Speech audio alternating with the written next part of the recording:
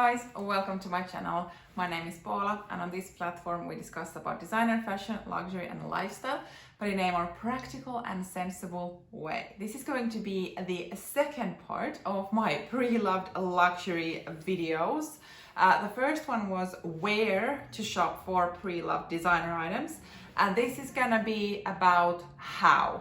So more or less about tips and some learnings that I have made during my X amount of years of purchasing pre-loved luxury items.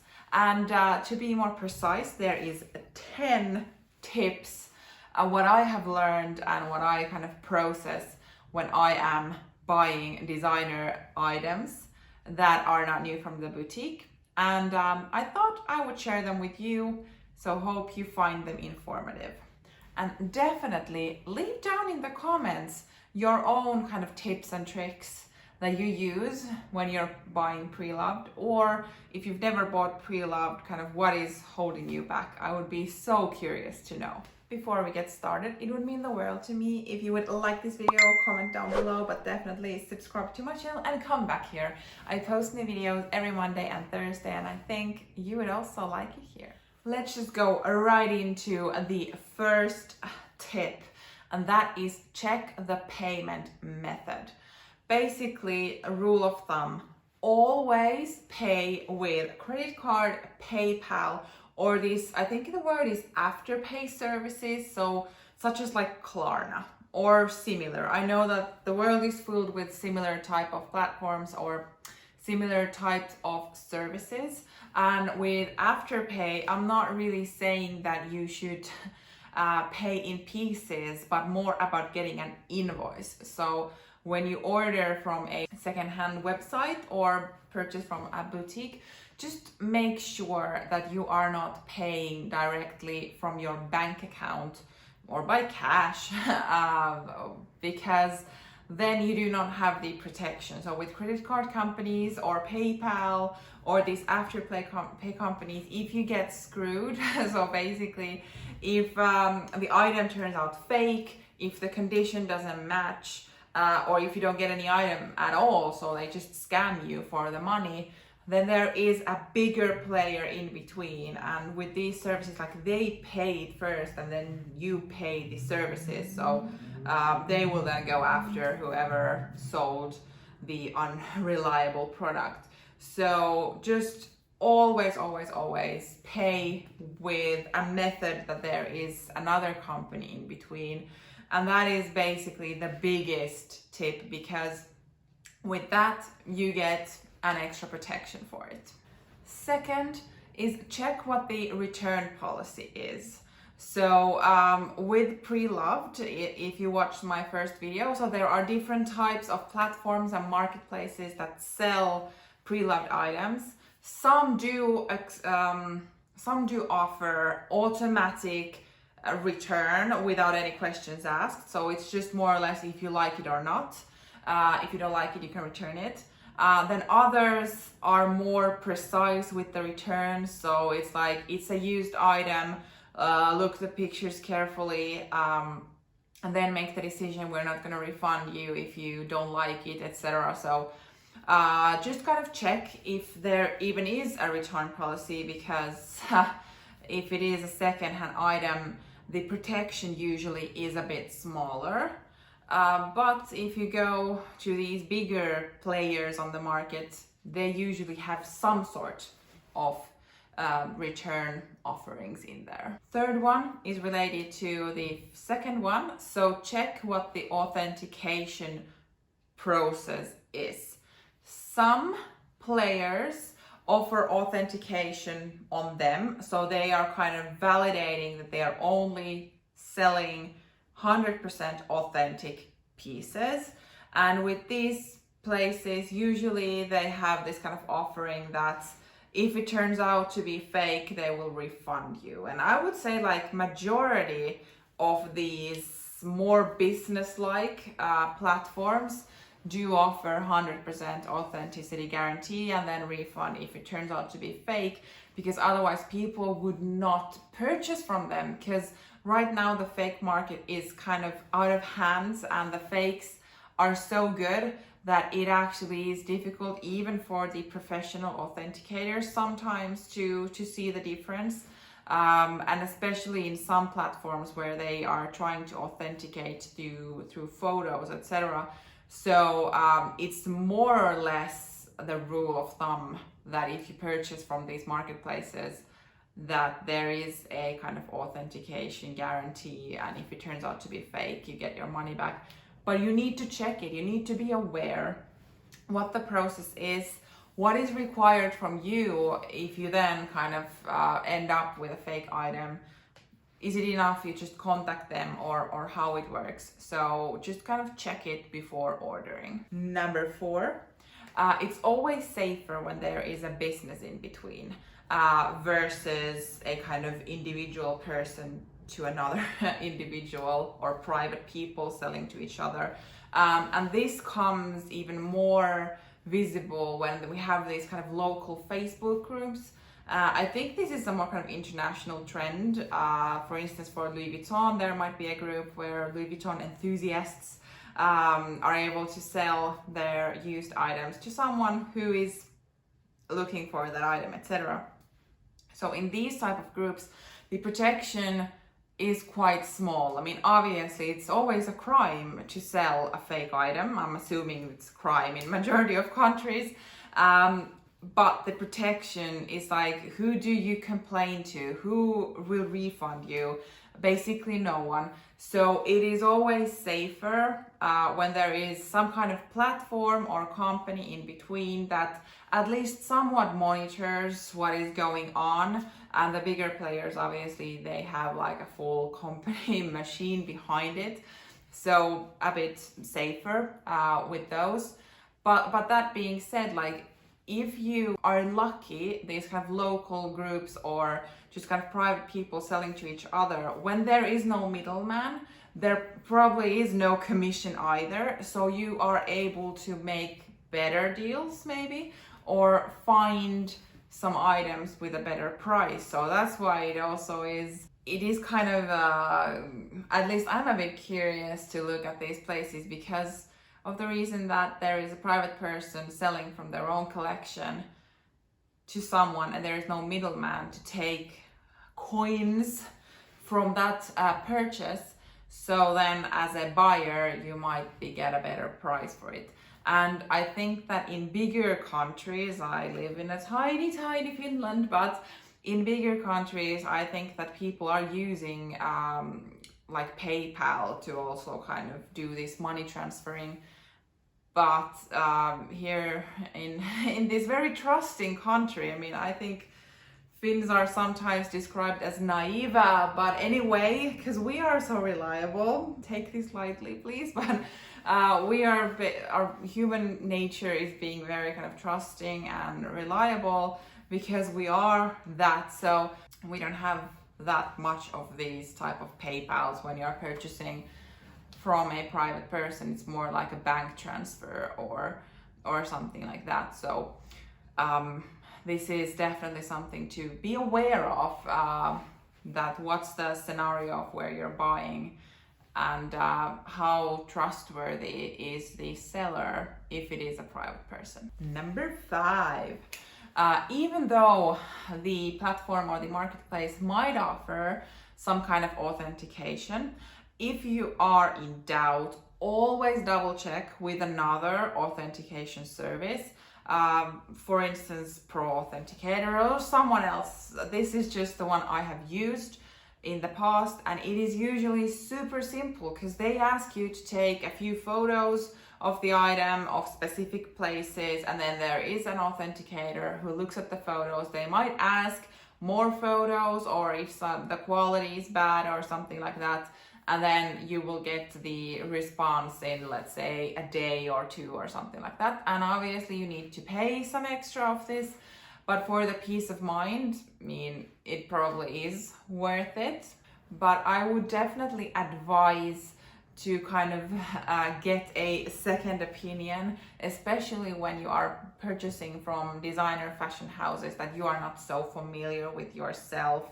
But I would say, like, always, if there's even a small inch of doubt, or you want that peace of mind, just kind of get it re-authenticated and then be happy to use your item. Number 6 is definitely when you are thinking about buying something, ask questions, ask for more photos, just kind of, if the seller have made pictures that make the bag look good in a way, but then they might have in description that there is like some dirt or marks or anything like that.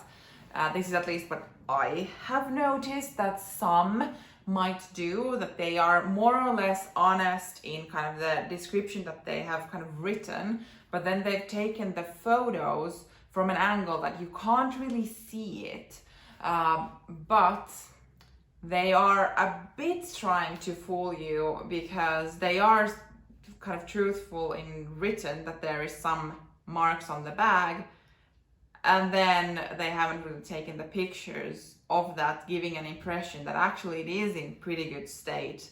So ask questions, ask more photos. If you are really up for it, maybe do some research prior, watch some wear and tear videos of that specific bag. There usually is tons of them if there is like a corner or a stitch or glazing or something that is typical for that specific bag, and in time that it might start showing wear or something like that. Ask for a photo from that place, for instance. Or if you know that a certain bag model has a authentication code or some kind of stamp in precise place, ask for a photo from that place. I would say especially with let's take an example of the Lady Dior.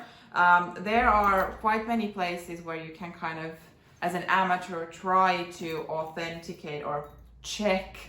I don't want to say authenticate because we're amateurs all, but basically, for instance, asking for a photo from behind the kind of charm tag, because I've seen a lot of fake bags that have, for instance, some made in France text under that, or something like these things that you are aware where specific texts or stamps should be located in the bag, and ask for a photo from that place. So then you at least kind of get a bit more information out of it. For instance, it might be a Louis Vuitton item. They have written down the code, for instance, but they haven't taken a photo of it. So maybe do some research on your own where the code should be, and then ask for a photo of it. So these type of kind of checkup points, especially then when you ask for more photos and you get the item, it's easier to kind of do a reference check if the item matches the one that was in the photo.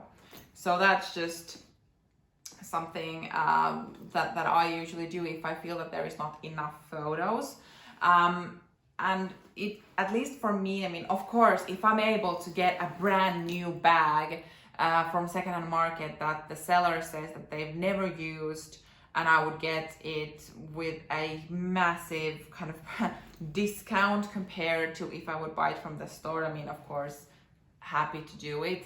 But from a kind of security point of view, I like if the bag has a scratch somewhere or I like a bit of wear, because then most likely someone has at least worn it, so it's not like coming from the fake factory, or that they've taken photos from an authentic piece and then sending me a fake one, or kind of these type of scenarios. So I kind of like that there is a teeny weeny bit of wear on it that I can kind of see from the photos. They should have maybe written it in the description as well, and then when I get the item I can see that, yeah, okay, this scratch, for instance, looks exactly the same as in the photos. It's in the same position, so at least it's the same item that what was on the pictures. So, because that's also something that is happening, that people might take photos of the authentic piece and then send you a fake one. So when in doubt, if you feel that there is not enough information, just ask.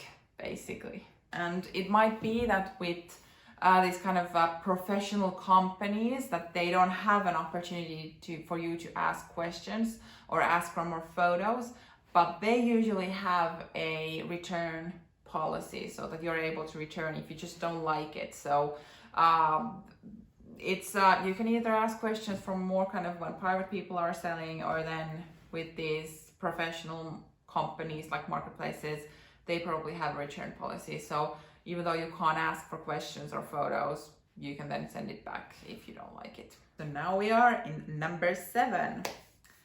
Know your fashion houses. And with this, I mean that it's not always price-wise sensible to buy secondhand. Like, even if common sense would say that it's used, so it must be less expensive than in the boutiques, and majority of time it is so. And then we have certain items from Chanel or Louis Vuitton, Hermes maybe, that actually the price might be higher on the secondhand market than what it is in the boutiques.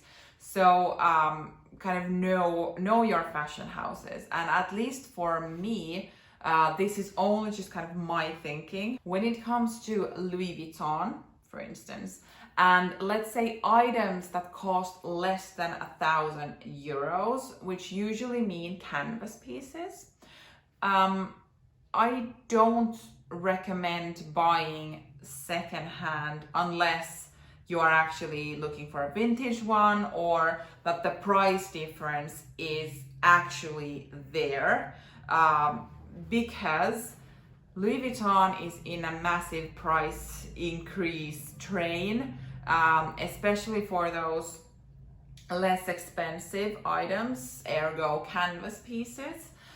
So what I see on the secondhand market, the price difference is so small that let's say with 100 euros or 200 euros price difference, I would probably rather buy it from the store, get the experience, also the kind of relief that I don't need to be checking everything, that it is going to be authentic.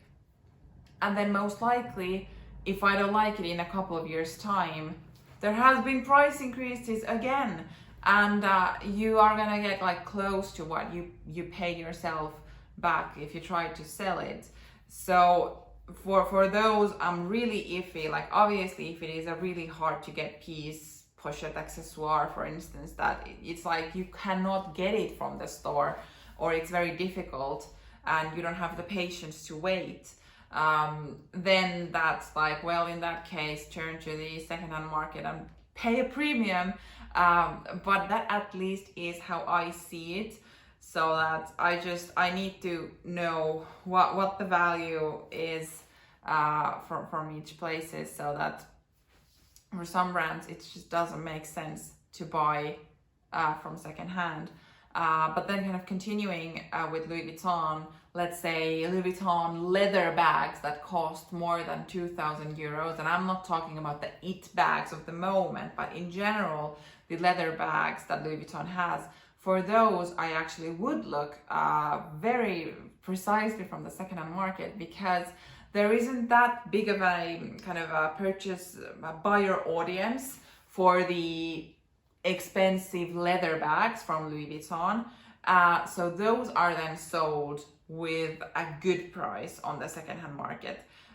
So there is kind of, I don't know if I made myself clear or if this logic even makes sense, but that's kind of, for instance, with Louis Vuitton, that kind of know what the price is. And then if we go to Dior, yeah, it's gonna take quite a lot for me to purchase a brand new bag from Dior boutique, because they just don't hold their value. And that's such a shame, kind of, because then I'm able to enjoy them. But anyway, so just kind of know your fashion house. That's what I'm trying to say here. Number 8.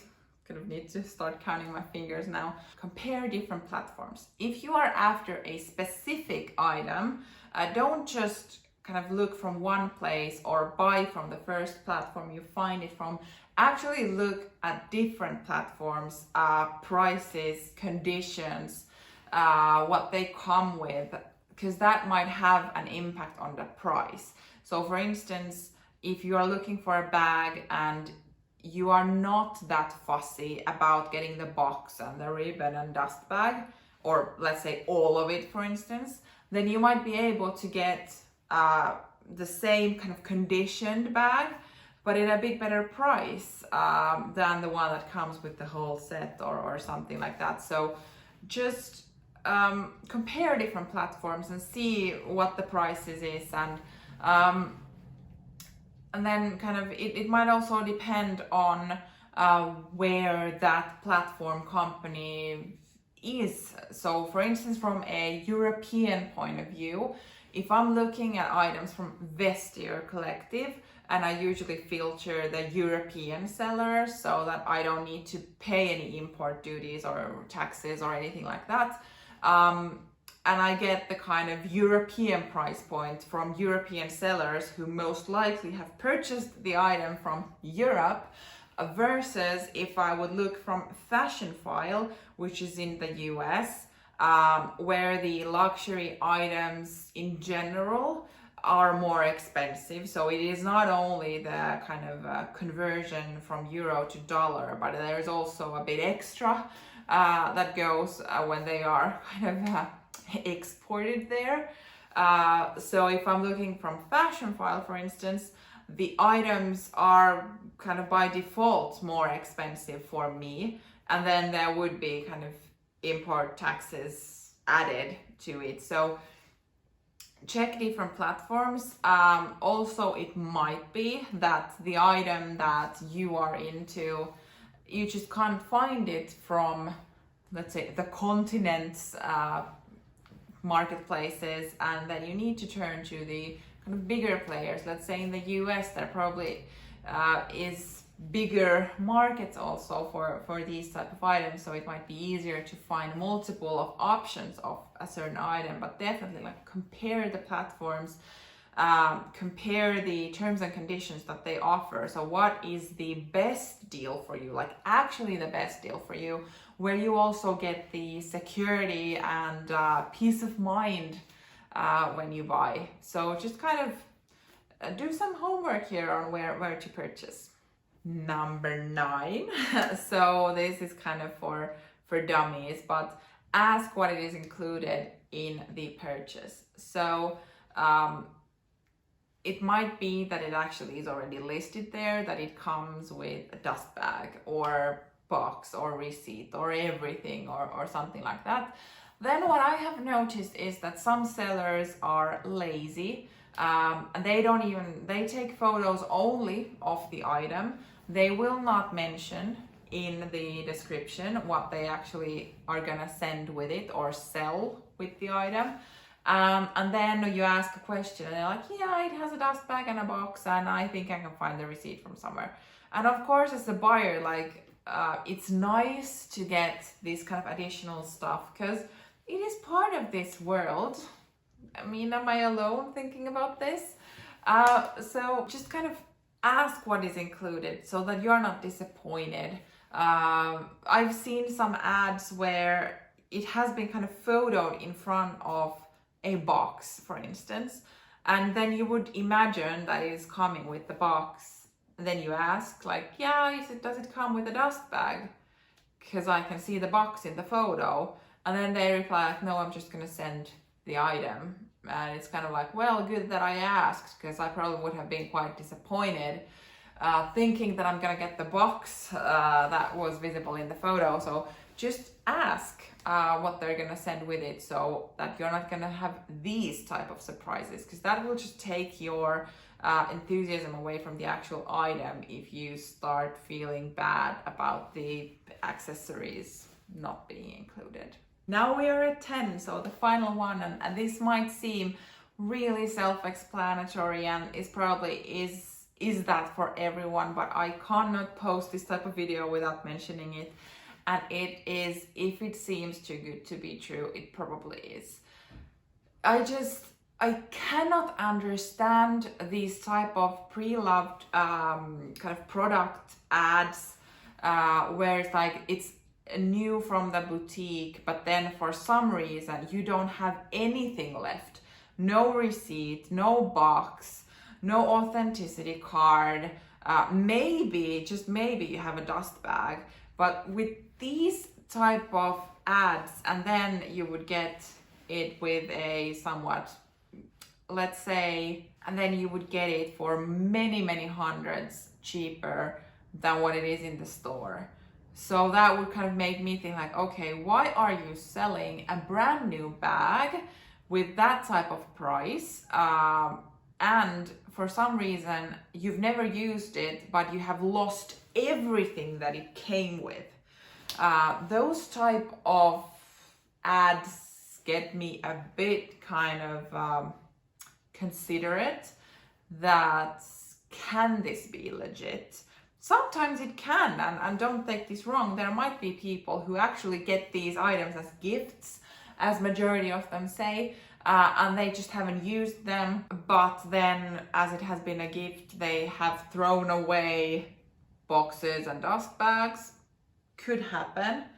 But I mean, it's so easy to get all excited, especially if you find an item that doesn't go on sale. So for instance, a bag from Louis Vuitton or Dior or those Chanel lovers out there, you find this bag that never goes on sale, and it says that it has never been used, it's like new, and you would get it with a really good price point compared to the boutique.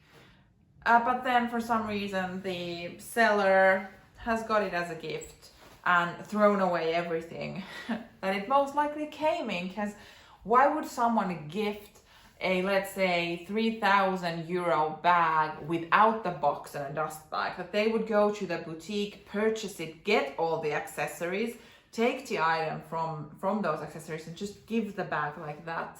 Doesn't seem something that could happen. I don't know. So most likely you have received all the boxes and dust bags. So then you have just taken the item out from those, kept it somewhere and thrown everything out. Tell me if that can happen to someone. But those type of ads just kind of, they're a bit questionable. So just kind of keep your head in the game. Of course, like there are some ads out there that there is someone who just wants to get rid of the item, and they might then sell it with a kind of good price to make sure that it is gonna sell fast. And there is nothing wrong with that, but it's more just kind of be alert that if it actually seems too good to be true, it probably is. Or then you should ask questions, re-authenticate, check what the return policy is from that platform, pay with credit card or PayPal or something like that, so that there is that added protection for yourself that you are actually, you have found an amazing deal. So just keep that in mind when scrolling. But I do hope that you do look at the secondhand market, because I've been so happy with my current experiences buying secondhand or pre-loved items, and it has saved me so much money that it's just a wonderful thing, and just kind of, you know, these core things, and it's just gonna be all well. That was it. Thank you for watching. Hopefully you found this two-piece series useful when buying a secondhand, and maybe I got someone excited to just kind of check what is out there instead of always buying new. Thank you for watching, and see you in my next video. Bye!